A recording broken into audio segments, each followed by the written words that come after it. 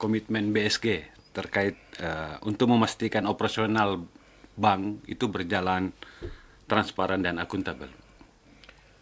Ya, ini untuk transparan dan akuntabel itu bagian dari tata kelola. Iya. Jadi tata kelola itu namanya good corporate Iya. governance. Jadi penerapan tata kelola yang baik atau good corporate governance ini merupakan bagian dari tingkat kesehatan bank. Jadi untuk menilai bahwa bank itu sehat, bahwa dia sudah menerapkan tata kelola yang baik. Nah, aspek-aspek dari tata kelola itu kan transparansi, accountability, responsibility, independensi, dan fairness. Nah, ini yang kita terapkan di dalam penerapan tata kelola bank. Bagaimana masalah transparansi kita lakukan, accountability. Yeah. Contoh, bagaimana laporan keuangan itu harus kita sajikan kepada masyarakat. Bisa dilihat di www.banksulutgo.co.id. Di situ ada laporan keuangan kita. Silakan dilihat laporan keuangan kita. Kemudian laporan keuangan kita juga wajib kita publikasikan secara 3 bulanan, 6 bulanan di media. Kita publikasikan, bisa dilihat situ berapa aset kita, berapa kredit kita, berapa NPL kita di situ.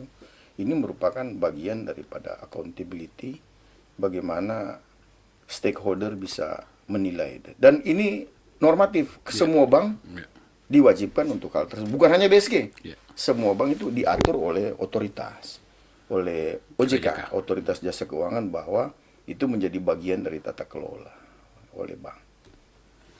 Pak Dir, apa visi jangka panjang menengah Pak Revino Pepa selaku Direktur BSG kaitannya dengan melihat posisi BSG di antara bank-bank lain dan bank nasional? Jadi memang kita untuk rencana menengah kita menggunakan tagline yang kita sebut tumbuh dan berkelanjutan. Jadi artinya bagaimana Bank Sulut ini bisa bertumbuh, tetapi bukan bertumbuh secara sesaat, tetapi melalui sustainable. Jadi pertumbuhan itu tidak boleh temporer, tidak boleh temporari. Jadi bukan bertumbuh setinggi-tingginya, tetapi bertumbuh yang berkelanjutan. Jadi tidak bertumbuh begini, tapi dia harus, apa artinya kita hanya satu saat bertumbuh secara signifikan, tapi berikut kita mengalami penurunan. Jadi ini merupakan visi kita ke depan. Jadi bagaimana kita mungkin tidak akan menjadi bank sebesar bank-bank yang lain, bank himbara atau bank, tetapi kita akan istilahnya kita akan menjadi market leader di daerah. Jadi kita menjadi market leader di Sulawesi Utara dan Gorontalo. Jadi bukan menjadi market leader di Indonesia, minimal untuk wilayah Sulawesi dan Gorontalo itu kita adalah menjadi market leader. Market leader dari aspek apa? Mungkin dari pemberian kredit maupun dari fundingnya. Dan ini yang menjadi visi kita ke depan. Dan ini harus dilakukan secara berkelanjutan. Kita tumbuh dan berkelanjutan. Jadi kita tidak boleh tumbuh secara sesaat. Dan ini yang kita harapkan, bahwa kita bisa jaga ini sehingga ya tentunya direksi dan komisaris hanya pada periode tertentu, dan ini diharapkan bahwa visi ini bisa berjalan siapapun menjadi pengurus sebentar, entah kapan bank ini bisa dijaga dengan baik, dengan visi yang jelas. Pak Dir, apa tantangan besar sekaligus solusi yang dilakukan Pak Dirut dan tim untuk mencapai visi besar tadi, tumbuh dan berkelanjutan? Baik, tentunya pertama untuk visi ini kita harus komunikasikan dengan pemegang saham. Jadi intinya sebagai pemilik, maka pemegang saham tentu dilibatkan.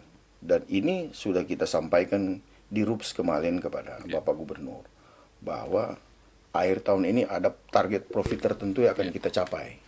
Kemudian hal-hal ini yang akan kita lakukan dan sudah kita presentasikan di rapat umum pemegang saham. Dan ini kami bersyukur, puji Tuhan, alhamdulillah, bahwa Bapak Gubernur Sulawesi Utara maupun Gorontalo sangat apresiasi dan mendukung kegiatan ini. Artinya mereka betul-betul membackup, dan kami melihat bagaimana intensitas, bagaimana perhatian beliau. Bahkan 3 hari yang lalu kami rapat sendiri dengan Pak Gubernur di BSG.